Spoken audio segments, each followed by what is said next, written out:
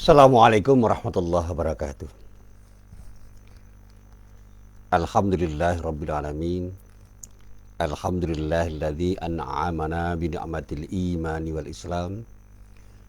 Asyhadu an la ilaha illallah wahdahu la syarikalah wa asyhadu anna Muhammadan abduhu wa rasuluh.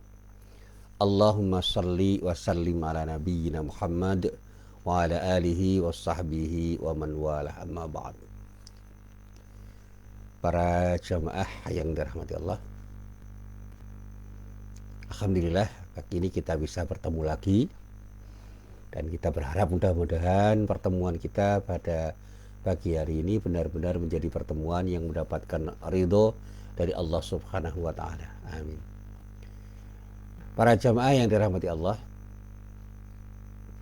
kemarin sejak pagi sampai sore hari saya itu kebetulan bertemu dengan banyak orang, dari satpam, cleaning service, supir taksi, pegawai hotel, marbot masjid, kemudian penjual angkringan, dan pensiunan pegawai bank, dan macam-macam.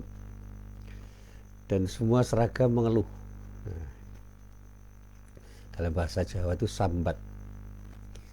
Apa yang dikeluhkan? Ya dikeluhkan ya persoalan rezeki yang semakin berkurang, dalam pengertian apa yang dia peroleh setiap hari untuk mencukupi kebutuhan hidupnya itu sangat berkurang di masa pandemi ini. Dan semua mengatakan begitu.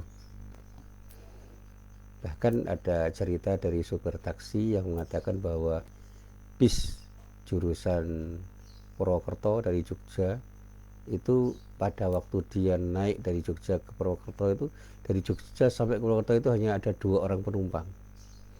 Jadi ada satu sopir, satu kondektur yang mengerangkap kernetnya, dan 2 orang penumpang. Bisa dibayangkan bagaimana bis itu bisa membiayai perjalanannya dari Jogja sampai Purwokerto. Dan masih banyak lagi keluhan-keluhan yang semuanya itu semakna. Bahkan tingkat hunian hotel rata-rata per hari di Jogja itu hanya 10-15% di masa pandemi ini. Dan ini sudah berjalan berbulan-bulan. Jadi rata-rata seperti itu. Utamanya hotel-hotel yang standar, hotel bintang. Kalau hotel Melati memang tidak terdeteksi, apalagi homestay itu memang sulit untuk dideteksi, untuk diprediksi karena tidak ada data. Penjual kuliner apalagi banyak yang bangkrut, sampai salah seorang teman saya yang menjadi CEO dari sebuah perusahaan itu mengatakan kalau setahun lagi seperti ini, saya tidak tahu apa yang terjadi. Masyarakat akan sulit untuk mencukupi kebutuhan hidupnya karena bantuan-bantuan dari pemerintah pasti akan sangat berkurang, dan kemudian aktivitas sosial yang terkait dengan bantuan sosial itu juga akan semakin menurun kuantitas dan kualitasnya, dan pada saatnya akan semakin menyulitkan masyarakat hidup. Dan mereka banyak yang masih ketakutan, utamanya di Jogja yang selalu membaca berita-berita tentang peristiwa COVID-19 itu, banyak yang takut untuk keluar beraktivitas, dan bahkan kecemasannya itu luar biasa. Dan inilah yang saya katakan sebagai musibah yang sering disikapi dengan sikap pesimistik. Nah, dalam khutbah saya kemarin di hari Jumat saya katakan orang Islam itu harus optimis, dan orang yang sabar tidak pernah pesimis dalam menghadapi musibah apapun. Dan orang yang bersyukur itu selalu bisa tersenyum. Dan saya katakan bahagia itu bukan terkait dengan apa yang kita peroleh, tetapi terkait dengan sikap kita ketika kita peroleh apapun kenikmatan dari Allah itu. Kalau kita bersyukur atas kenikmatan apapun yang diberikan Allah kepada diri kita, kapanpun dan dimanapun, kita akan selalu bisa tersenyum. Dan kata seorang dokter yang belajar psikologi, dikatakan bahwa senyum itu akan membangun energi positif. Sementara cemberut, yang apalagi diiringi dengan sikap resah, gelisah, cemas, panik, kemarahan, itu katanya itu akan memunculkan energi negatif. Saya juga tidak tahu teorinya, cuma dia katakan seperti itu dan saya tidak sempat bertanya. Nah, para jamaah yang dirahmati Allah, terkait dengan cerita-cerita ini saya lalu ingat terhadap firman Allah yang selalu saya ucapkan di dalam keseharian kita, keseharian saya, keseharian teman-teman saya ketika berinteraksi dengan saya, yaitu firman Allah yang terdapat di dalam surah Ibrahim ayat 7. A'udzubillahi minasyaitonirrajim. Wa idz ta'adzana rabbukum la in syakartum la azidannakum wa la in kafartum inna adzabi lasyadid. Dan ini selalu saya sampaikan dalam khutbah-khutbah saya untuk membangun optimisme, untuk motivasi. Dan kemarin juga saya ucapkan dalam khutbah saya. Saya katakan, waqala Allah Ta'ala fi kitabil karim, a'udzu billahi minasyaitonir rajim. Wa idza adzana rabbukum la in syakartum la azidannakum wa la in kafartum inna adzabi lasyadid. Dan ingatlah juga tatkala Tuhanmu memaklumkan, sesungguhnya jika kamu bersyukur pasti kami akan menambah nikmat kepadamu, dan jika kamu mengingkari nikmatku maka sesungguhnya azabku sangat pedih. Ayat ini mengingatkan kepada kita, janji Allah akan menambah kenikmatan yang diberikan oleh Allah kepada diri kita itu terjadi pada saat kita bersyukur. Tetapi sebaliknya jika kita kufur nikmat, tidak mau bersyukur, mengingkari nikmat Allah, maka kita akan mendapatkan azab dari Allah. Saya gambarkan begini. Kalau orang itu mendapatkan uang 100.000, kemudian dia bersyukur, dia akan tersenyum dan bahagia. Dan pada saatnya dia akan bisa menggunakan uang 100.000 yang dia dapatkan itu untuk sesuatu yang bermanfaat. Karena apa? Dia punya cara berpikir yang baik untuk bisa memanage uang 100.000 itu dalam rangka untuk digunakan dengan cara penggunaan yang terbaik. Tetapi ketika orang itu tidak mau bersyukur, mengingkari nikmatnya, dan dalam bahasa Jawa itu dikatakan ngemengke, meremehkan nikmat Allah yang diberikan Allah dengan uang 100.000 itu, dia akan mengatakan sambil menggerutu, kok cuma 100.000, sehingga dia merasa bahwa dia belum mendapatkan apa-apa dengan uang 100.000 itu.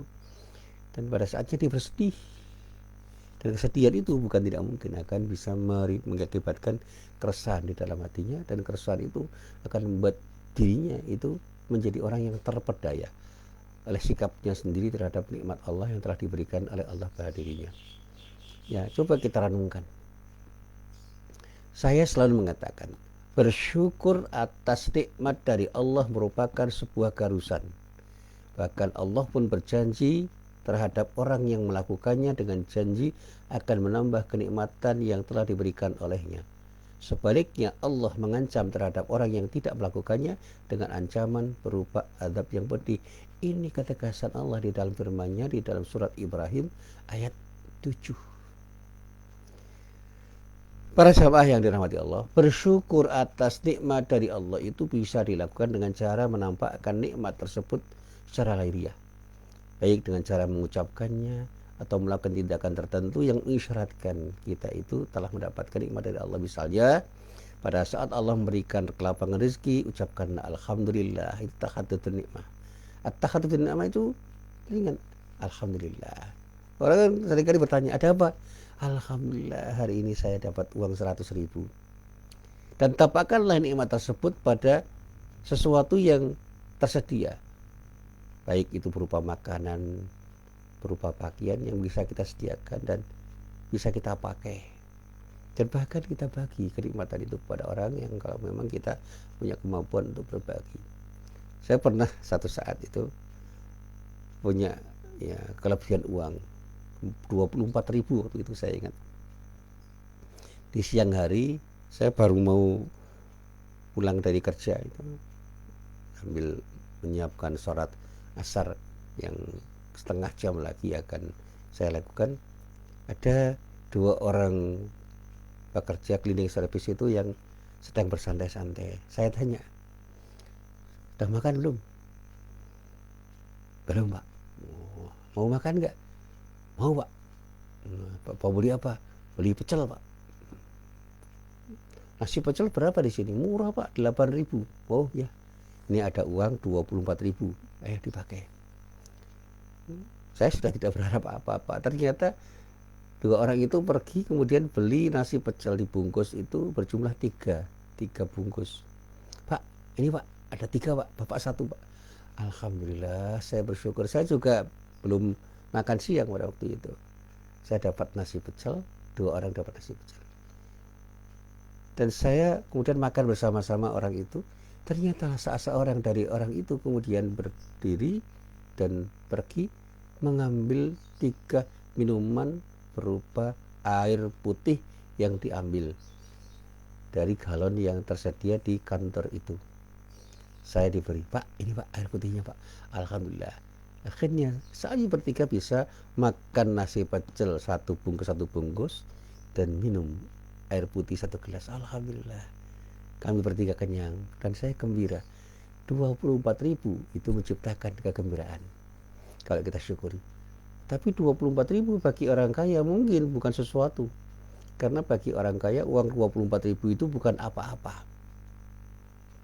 Dan itulah yang sering saya sampaikan kepada para jamaah. Jangan pernah ngemingki. Jangan pernah meremehkan nikmat Allah seperti apapun nikmat Allah yang diberikan oleh Allah pada diri kita.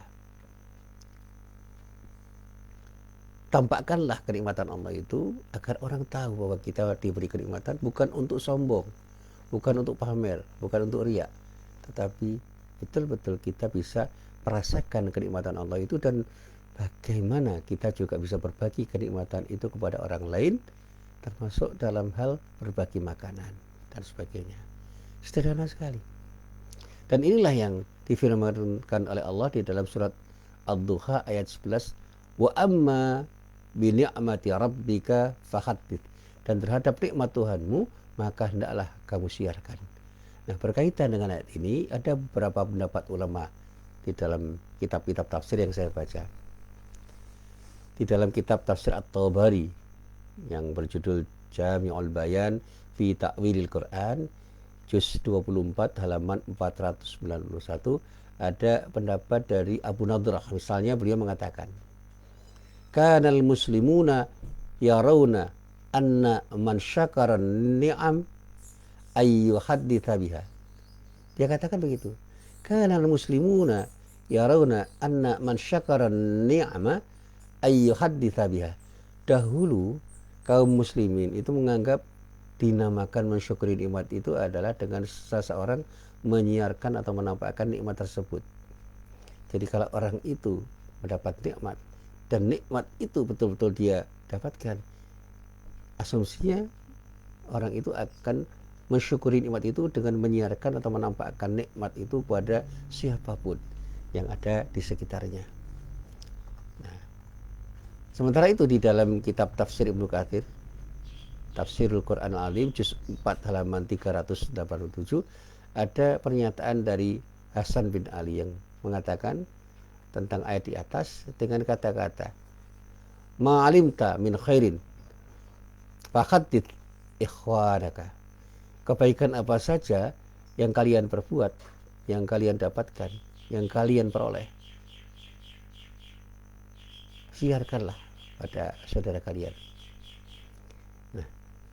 Tentu saja nikmat atau kebaikan yang sebaiknya dinyatakan adalah sesuatu yang ketika disampaikan untuk orang lain itu mengandung maslahat atau mengandung nilai kebaikan, bukan sesuatu yang mengandung keburukan. Bukan dalam rangka menyombongkan diri atau pamer atau ingin cari muka dengan sikap riak, sebagaimana yang dinyatakan oleh Syekh Abdurrahman bin Nasir As-Sa'di di dalam kitab tafsirnya, bahwa yang dimaksud dalam ayat tersebut mencakup nikmat yang bersifat ukhrawi, yang disebut nikmatuddin, nikmat yang bersifat ukhrawi, nikmat keakhiratan, maupun nikmat duniawi. Adapun kata fahaddits, kata beliau bermakna pujilah Allah atas nikmat tersebut.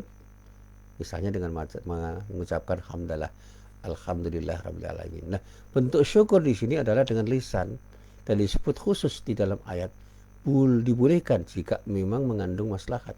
Jadi kata alhamdulillah itu pun harus diucapkan dengan ucapan yang kira-kira ketika diucapkan itu betul-betul mengandung maslahat ketika didengar oleh orang lain. Kalau tidak, ucapkan dengan lirih. Namun kata beliau, boleh juga menampakkan nikmat ini secara umum tidak hanya dengan lisan. Karena menyebut-nyebut nikmat Allah adalah tanda bahwa seorang itu bersyukur. Nah, perbuatan semacam ini membuat hati seorang semakin cinta pada pemberi nikmat. Cinta pada Allah itu akan semakin melekat pada diri kita yang mendapat kenikmatan. Itulah tabiat hati yang selalu mencintai orang yang berbuat baik adanya. Jadi kalau saya itu diberi kebaikan, ya saya senang. Dan saya mencintai kebaikan yang dia lakukan. Dan bahkan saya mencintai diri orang-orang yang berbuat baik itu. Demikian juga ketika kita berbuat baik pada orang lain pun akan merasa senang ketika kita perlakukan dengan baik. Dan insya Allah dia pun akan mencintai kebaikan yang kita lakukan dan mencintai diri kita yang berbuat baik pada orang itu. Jadi dalam bahasa sederhana sering saya katakan begini, kebaikan apapun yang datang dari Allah kita syukuri. Kalau kita bisa ucapkan tahmid, alhamdulillah. Dan kalau kita mau tampakkan bahwa kita sedang mendapatkan kenikmatan sehingga ada ekspresi bahwa kita senang dengan kenikmatan itu. Dan ketika kita berjumpa dengan orang lain, wujudkan, ekspresikan dengan ekspresi yang tepat sehingga orang lain pun bisa merasakan kebahagiaan yang sedang kita terima. Saya pernah menunggui teman saya yang ujian skripsi pada waktu itu. Dia lulus dengan baik. Dia senang, dan kemudian saya salami, dia bersalaman juga dengan teman-teman. Kemudian mengatakan, ayo kita tasyakur. Saya traktir kamu semua. Ya, ternyata kemudian kami ditraktir. Dia senang dan memberikan kesenangan pada teman-temannya dengan meraktir teman-temannya ketika dia lulus ujian. Berbeda dengan saya, sewaktu saya lulus ujian skripsi, saya nggak punya uang. Saya bingung juga. Wah, saya nggak punya uang, padahal saya harus ujian. Nah, ketika ujian teman-teman saya menunggui, saya resah. Waduh, apa yang harus saya berikan kepada teman saya? Dan begitu saya dinyatakan dulu, saya katakan alhamdulillah, saya cukup syukur. Kemudian teman-teman saya, ayo Musin, kita makan bersama. Saya katakan, saya minta maaf, saya belum banyak uang hari ini, bahkan belum punya uang. Saya kemudian ngomongin sama teman-teman saya tidak minta Anda traktir. Saya ingin bersyukur bersama Anda untuk bersama-sama makan. Yang traktir kami semua. Akhirnya kami makan-makan di kantin dekat IAIN, sekarang UIN pada waktu itu, untuk makan bersama-sama, dan saya dibayari oleh teman-teman saya yang menunggui saya sewaktu saya ujian. Alhamdulillah. Dan tentu saja ini kebahagiaan yang bisa kita rasakan bersama. Dan itulah yang disebut at-tahadduts bi ni'mah. Kita mendapat nikmat, kita mengekspresikan kenikmatan yang diberikan oleh Allah pada diri kita, dan kemudian pada saatnya kita menjadi orang yang bisa berbagi kenikmatan dengan orang lain, karena orang lain berbahagia karena kenikmatan yang telah diberikan oleh Allah pada diri kita. Nah, para jamaah yang dirahmati Allah, Rasulullah SAW itu satu saat pernah menegur seseorang yang berpakaian lusuh, dan kemudian bertanya kepadanya. Apa pertanyaannya? Apakah dirinya memang benar-benar tidak memiliki pakaian yang lebih pantas untuk dipakai? Jadi di dalam hadis itu diceritakan bahwa orang itu sengaja berpakaian lusuh padahal orang itu bukanlah orang yang miskin. Sebagaimana sebuah hadis yang dinukil oleh Abu Daud. Ada sebuah riwayat yang dinukil. Ada sebuah riwayat yang dinukil oleh Abu Daud dari Malik bin Nahdah radhiyallahu anhu.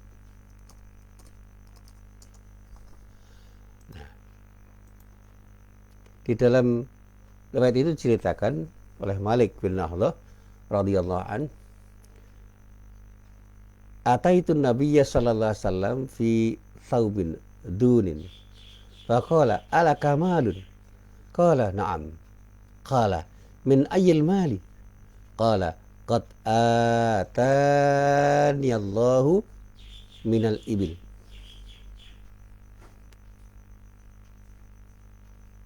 wal ghanam wal khail wal rafiq, qala fa idza ataka Allahu malan wal yura atharu ni'matillahi 'alaika wa karamati.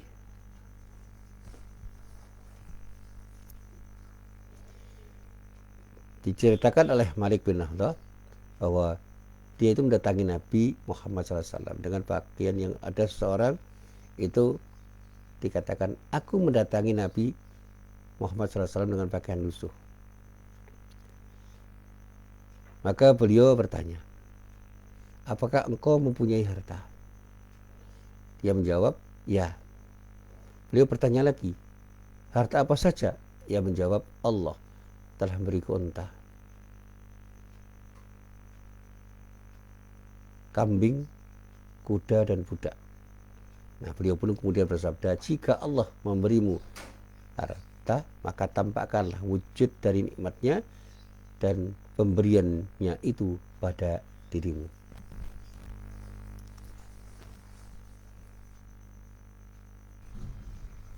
Nah, di dalam hadis ini ada saran dari Rasulullah SAW yang dinyatakan di dalam hadis ini yang disebut dalam bahasa Arab itu dengan at-tahaddits bin ni'mah. Nah, at-tahaddits bin ni'mah itu merupakan istilah yang sudah lazim dipakai untuk menggambarkan kebahagiaan seseorang atas kenikmatan yang telah diraihnya. Atas anugerah itu kemudian ia perlu menampakkan, mewujudkan, mengekspresikan, menceritakan atau menyebut-nyebut dan memberitahukannya kepada orang lain sebagai implementasi rasa syukur yang mendalam. Nah, perintah untuk menceritakan dan menyebut-nyebut kenikmatan pada ayat itu pertama kali memang ditujukan khusus untuk Rasulullah SAW.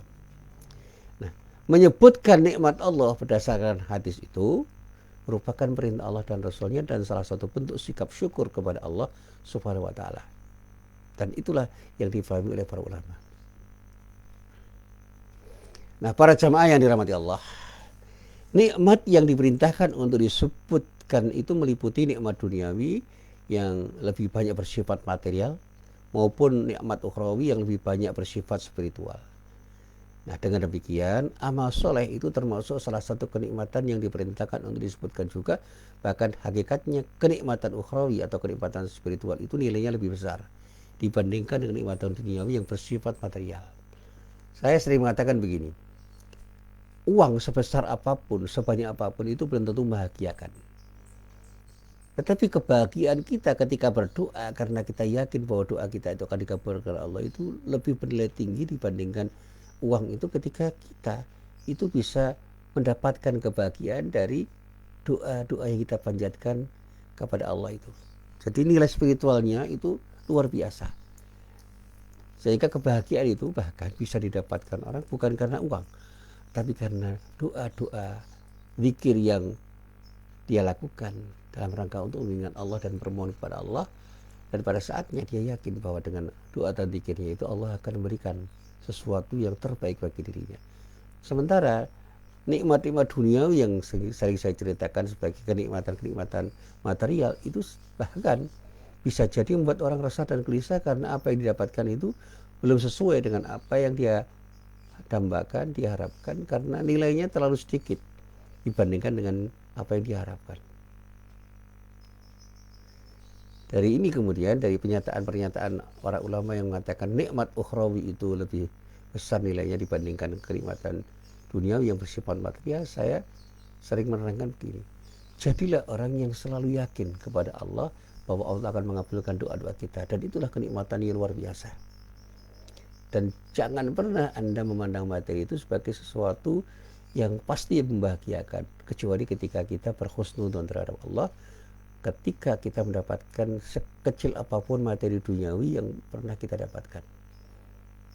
Jadi persoalannya pada sikap kita terhadap nikmat Allah itu. Nah, ketika kita bicara at-tahaddits bin ni'mah, berarti jika ada seorang yang beragama Islam menyebutkan amal solehnya kepada saudaranya, apakah hal ini dinilai sebagai perbuatan riya atau memamerkan amal soleh, ujub atau membanggakan amal soleh, atau sum'ah, memperdengarkan suara dalam beribadah agar dipuji manusia, ini persoalannya pada hati. Jadi kalau kita itu mengajak orang untuk sholat jamaah, kemudian orang mau melaksanakan sholat jamaah karena ajakan kita, itu apakah tindakan itu disebut ujub riya atau sum'ah itu bergantung pada hati kita masing-masing. Termasuk di ketika kita itu beramal soleh dengan amal soleh apapun, ketika kita tunjukkan amal soleh kita itu untuk memotivasi orang supaya orang itu ikut beramal soleh, itu bagus. Tetapi kita harus menjaga hati kita jangan sampai ada sikap riya, sikap pamer terhadap apa yang kita lakukan, bahkan membanggakan diri bahwa kita ini orang baik dibandingkan banyak orang yang kita hadapi, bahkan ada keinginan untuk memperdengarkan suara dalam beribadah agar dipuji manusia sehingga kita itu bisa dilihat oleh orang, didengar oleh orang ketika kita beribadah. Kan saya pernah ngobrol sama salah seorang qori, dan seorang qori itu mengatakan begini, Pak Musin, saya itu resah. Nah, kenapa? Jangan-jangan ketika saya membaca ayat Al-Quran dengan suara merdu itu, saya membaca bukan karena Allah, tetapi ingin dipuji oleh orang. Dan inilah yang sering saya katakan sebagai sesuatu yang mengganjal pada diri saya, padahal selama ini saya lakukan dengan tenang. Saya mulai ingin tidak melantunkan ayat-ayat Al-Quran itu dengan suara yang indah di hadapan orang lain. Saya katakan, ya orang senang dengan suara Anda itu, kenapa Anda resah? Bukan karena itu Pak Musin, tapi karena saya khawatir jangan-jangan apa yang saya lakukan itu ada unsur riya, ada unsur ujub, ada unsur sum'ah. Karena apapun yang saya lakukan itu membuat saya itu bangga. Apalagi ketika ada orang yang kemudian mengangguk-anggukkan kepala ketika saya membaca ayat Al-Quran itu dengan suara yang merdu. Dan dia qori yang suaranya memang indah sekali. Kemudian saya katakan kepada beliau, ya sekarang bagaimana cara kita menata hati saja, supaya kita tidak terjebak pada sikap riya, supaya kita tidak terjebak pada sikap sum'ah dan ujub. Itu saja. Istafti qalbak, tanyakan pada hati Anda. Mari kita bertanya pada hati kita masing-masing. Apakah ketika kita itu menunjukkan kenikmatan Allah yang kita wujudkan, kita ekspresikan dalam tindakan kita, apakah itu juga secara lisan ataupun perbuatan tertentu, kita sedang bersikap sombong, takabur, ujub, riya atau sum'ah atau tidak? Ayo kita tanyakan pada hati kita masing-masing. Kalau memang tidak, kenapa tidak? Kita harus mengatakannya atau mengekspresikannya supaya orang termotivasi untuk berbuat baik. Nah, para jamaah yang dirahmati Allah, Ibnu Qayyim Al-Jauziyah rahimahullah itu pernah mengatakan begini, perbedaan antara menyebutkan nikmat Allah atau at-tahaddus bi nikmah dengan ujub atau merasa bangga dengan nikmat adalah orang yang menyebutkan suatu nikmat, ya, adalah orang yang menyebutkan nikmat dengan hati mereka yang masing-masing itu akan bisa menentukan apakah tindakan itu adalah tindakan at-tahaddus bi nikmah atau ujub, merasa bangga dengan nikmat, yang berarti telah mengabarkan tentang sifat zat yang menganugerahkan nikmat tersebut, kedermawanan dan perbuatan baiknya. Sehingga dikatakan pada saat orang itu melakukan tindakan itu, maka hakikatnya ia sedang memuji Allah dengan menampakkan dan menyebutkan nikmat itu, bersyukur kepadanya dan menyebarkan kabar tentang seluruh anugerahnya. Jadi maksudnya adalah menampakkan sifat-sifat Allah, memuji menyanjung Allah atas limpahan nikmat itu, mendorong diri untuk mencari nikmat-nikmat itu bukan dari selain Allah, mendorong diri untuk mencintai dan mengharap ridha Allah, sehingga dengan demikian ia akan menjadi sosok hamba yang bisa berharap lagi untuk tunduk dalam rangka mendekatkan diri kepada Allah dengan menampakkan, menyebarkan kabar tersebut dan membicarakannya. Sementara itu, ketika orang itu membanggakan diri dengan nikmat Allah yang telah diberikan Allah adalah dengan cara menyombongkan atau menampakkan kenikmatan itu di hadapan manusia, menampakkan kepada mereka bahwa ia lebih mulia dan lebih besar keutamaannya daripada mereka. Ia hendak menunggangi tengkuk atau baca dalam bahasa kita itu merendahkan orang lain, memperbudak hati mereka serta memaksa mereka untuk menghormati dan melayani diri kita. Nah, ini yang bisa Anda baca nanti di dalam karya Ibnu Qayyim Al-Jauziyah yang berjudul Kitabur Ruh halaman 312. Jadi yang terkait dengan hal itu terkait dengan manajemen diri. Lebih tegas lagi manajemen hati yang disebut oleh Hakim dengan manajemen qalb. kita itu sama-sama bisa mendapatkan nikmat dari Allah. Tetapi pada saat yang sama ada orang yang melakukannya untuk tahaddudun nikmah, at-tahaddudun nikmah, sementara yang lain untuk ujub. Itu persoalan hati sebenarnya. Dan kita harus berhati-hati supaya apa yang kita lakukan itu tidak mengarah kepada kesombongan dengan cara menggambarkan diri pada orang lain supaya kita tambah hebat di hadapan mereka dan cenderung meremehkan orang lain yang tidak sama dengan diri kita. Jangan sampai kita itu memperbudak hati kita dan hati orang untuk menyombongkan diri dan merendahkan orang lain dengan kenikmatan yang telah diberikan oleh Allah pada diri kita. Saya pernah satu saat itu mendengarkan seorang penceramah yang dengan luar biasa dia mengucapkan kata-kata asing, ya, istilah-istilah asing, sehingga banyak orang yang tidak tahu. Dan dia nggak peduli apakah orang itu tahu atau tidak terhadap apa yang dia ucapkan itu. Nah, setelah dia berceramah, saya menemui dia karena dia kenal baik dengan saya menegurnya dengan bahasa yang halus. Wah, ceramahnya luar biasa bagus. Cuma sedikit saya beri saran pada Anda. Apa? Kurangi istilah-istilah asing karena tidak semua orang tahu terhadap istilah-istilah itu. Nah, alhamdulillah orang itu mengatakan terima kasih. Saya juga mencoba dalam ceramah-ceramah saya itu saya tidak menggunakan kata-kata asing. Dan kalaupun saya gunakan, saya selalu menjelaskan apa maksudnya. Supaya orang tahu.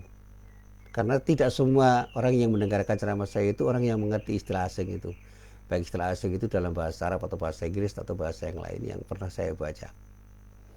Dan saya selalu mendampingi teman-teman saya di kalangan karyawan UMJ Universitas Muhammadiyah Jakarta ketika mendengarkan ceramah, ketika mereka tidak paham terhadap istilah asing yang diucapkan oleh seorang penceramah, yang ketika itu saya kebetulan tahu, saya jelaskan maksudnya begini.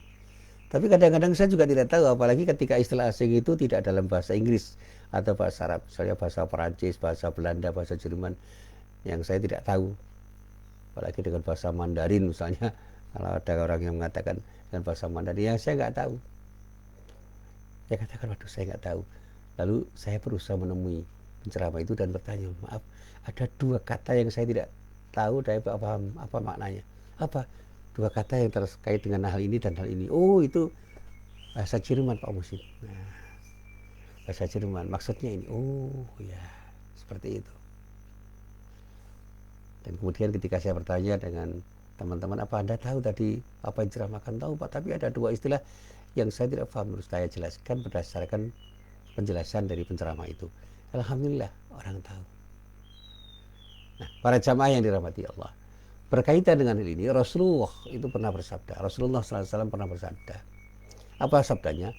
Man sanna fil islami sunnatan hasanatan falahu ajruha wa ajru man amila biya ba'dahu min ghairi an yankusa min ujurihim syai'. Man sanna fil islami sunnatan sayyi'atan kana alaihi wizruha wa wizru man amila biha min ba'di min ghairi ayyan kuso min auzarihim syai'. Siapapun yang memulai mengerjakan perbuatan baik dalam Islam, maka dia akan memperoleh pahala dan pahala orang yang mencontoh perbuatannya itu tanpa mengurangi pahala mereka sedikit pun. Dan barang siapa yang memulai kebiasaan buruk, maka dia akan mendapatkan dosanya dan dosa orang yang mengikutinya dengan tanpa mengurangi dosa mereka sedikit pun. Nah, dari hadis ini saya pahami banyak orang, banyak ulama, banyak ustadz, banyak penceramah yang menganjurkan agar kita memberitahukan kebaikan yang dilakukan oleh siapapun termasuk diri kita, jika memang kita mampu menghindarkan diri dari sifat riya, dan agar bisa menjadi contoh bagi orang lain, memotivasi orang lain untuk berbuat baik. Sehingga secara hukum, kata para ulama, at-takhattut bin nikmah itu dapat dibagi kepada dua kategori. Jika terhindar dari fitnah riya, ujub, sum'ah, dan tidak akan memunculkan kedengkian pada orang lain, maka sangat dianjurkan untuk dilakukan dengan menyebut dan menceritakan kenikmatan yang diterima olehnya kepada siapapun. Sebaliknya, jika bisa memunculkan fitnah atau riya, ujub, sum'ah, dan bahkan bisa menimbulkan kedengkian pada orang lain, maka sangat dianjurkan untuk dihindari dengan tidak menyebutkan dan menceritakan kenikmatan yang diterima olehnya kepada siapapun. Jadi persoalannya adalah pada nilai manfaat. nilai kemaslahatannya. Kalau kita itu sebutkan, kita menyebutkan apa kenikmatan yang telah diberikan Allah pada diri kita itu berdampak buruk, dan dampak buruknya itu clear, jelas, katakan, sebutkan, tunjukkan. Tapi kalau justru berdampak buruk, hindarkan. Dampak buruknya dan dampak baiknya itu pada siapa? Ya pada siapapun. Mungkin pada diri kita sendiri atau pada orang lain. Seringkali ketika kita itu bercerita tentang kebaikan, ada orang yang tidak mengerti dan bahkan iri, dengki. Maka kita harus menghindarkan diri untuk melakukannya. Bahkan juga mungkin dengan kata-kata itu kita bisa terjebak dalam sikap riya. Hindarkan. Tapi kalau apa yang kita katakan dan kita wujudkan itu justru akan memotivasi orang untuk berbuat baik, dan kita juga terhindar dari sikap riya, ya kita bisa melakukannya. Itu yang disebut at-takhaddud bin ni'mah. Jadi at-takhaddud bin ni'mah itu memang menjadi pisau bermata dua. Satu sisi dia akan bisa memberi manfaat pada diri kita dan orang lain, tetapi di sisi yang lain bisa jadi akan memberi mudarat pada diri kita dan orang lain. Maka untuk bisa mewujudkannya di dalam kehidupan kita sehari-hari, kita pertimbangkan nilai kemanfaatan dari at-takhaddud itu. Kalau bermanfaat, lakukan. Kalau bermudarat, hindarkan. Bahkan ada sebuah riwayat dari An-Nu'man bin Bashir yang mengisahkan bahwa Rasulullah sallallahu alaihi wasallam itu pernah berkhutbah di atas mimbar dan menyampaikan sabdanya dengan kata-kata, man lam yashkuril qalila lam yashkuril katsira wa man lam yashkurin nasa lam yashkurin lah. At-tahaddutsu bi ni'matillahi syukrun wa tarkuha kufrun wal jama'atu rahmah wal furqatu adab. Barang siapa yang tidak mensyukuri nikmat yang sedikit, maka ia tidak akan mampu mensyukuri nikmat yang banyak. Dan barang siapa yang tidak berterima kasih kepada manusia, maka ia tidak akan bisa berterima kasih atau bersyukur kepada Allah. Nah, membicarakan nikmat Allah itu termasuk syukur, sedangkan meninggalkannya merupakan perbuatan kufur. Hidup berjamaah adalah rahmat, sedangkan perpecahan adalah adab. Ini ketegasan Rasulullah yang bisa kita baca nanti di dalam kitab Musnad Ahmad bin Hanbal, sebuah riwayat yang dinyatakan oleh Imam Ahmad bin Hanbal dari An-Nu'man bin Bashir radhiyallahu anhu pada juz 4 halaman 278, hadisnya nomor hadis 18.472. Nah, terkait dengan hadis ini, bahkan para ulama mengatakan bahwa merupakan anugerah Allah jika kita diberi kemampuan dan taufik atau bimbingan untuk senantiasa mensyukuri segala nikmat-nikmat yang telah diberikan Allah kepada diri kita. Jadi kalau kita itu bisa melakukan tindakan yang terbaik dengan nikmat Allah yang diberikan pada diri kita, itu merupakan anugerah Allah. Jadi kemampuan kita dan bimbingan Allah untuk senantiasa bersyukur itu adalah sesuatu yang disebut anugerah.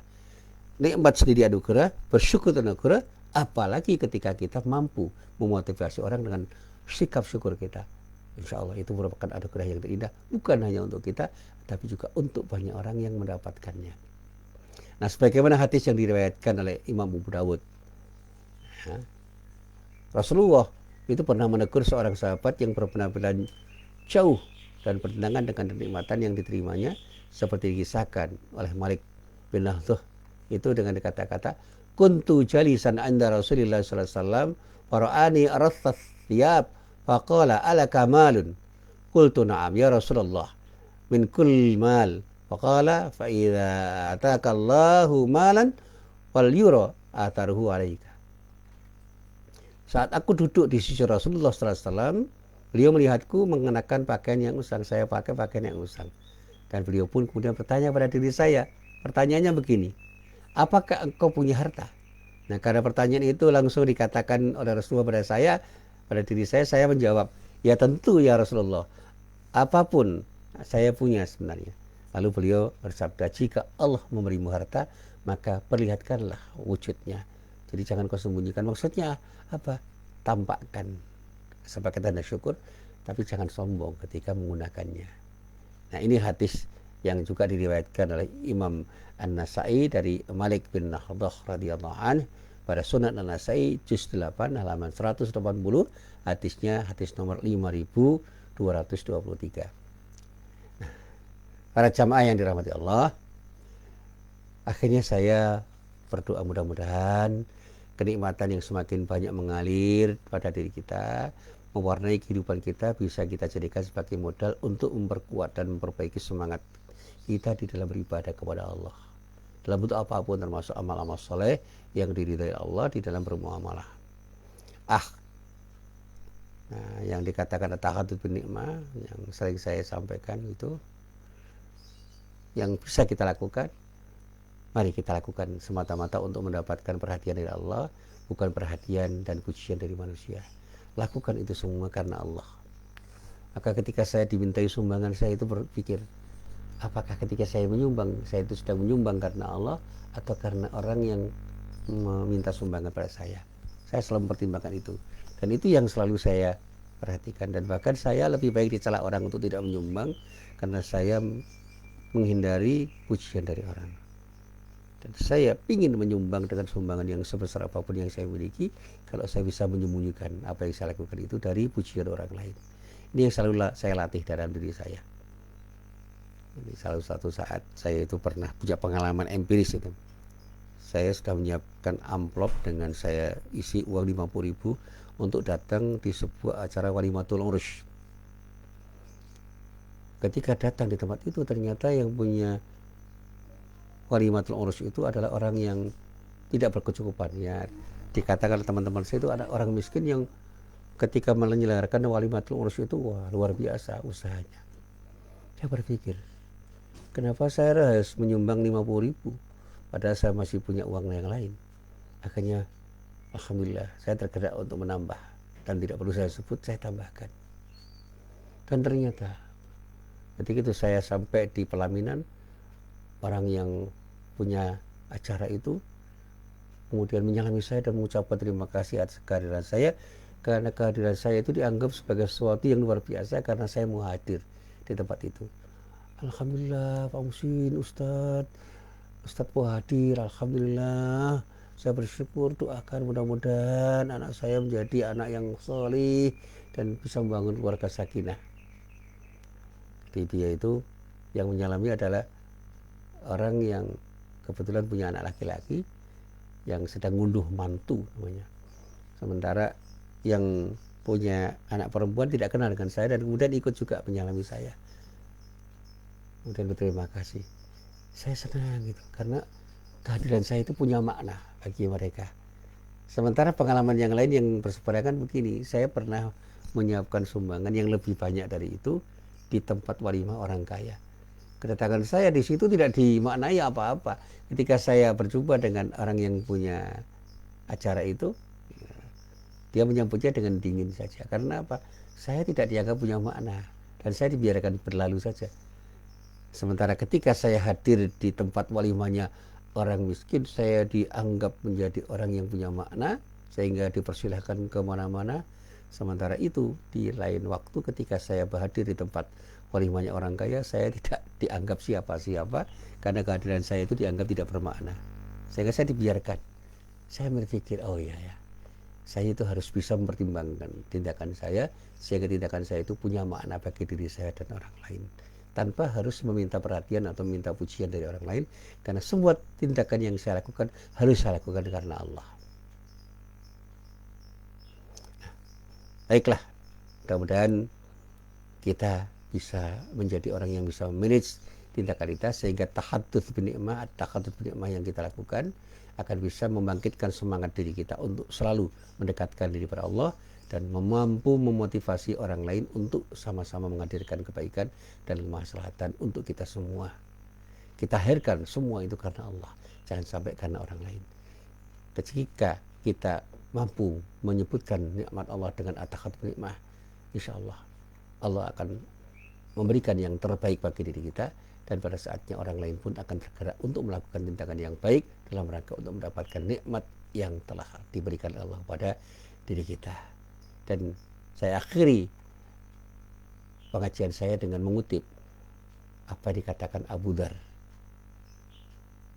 Abu Dzar itu pernah berkata begini, qila li Rasulillah sallallahu alaihi wasallam ara'aita ar-rajula ya'malul amala minal khairi wa yahmaduhu an-nasu alaihi qala tilka ajilu busyral mu'min.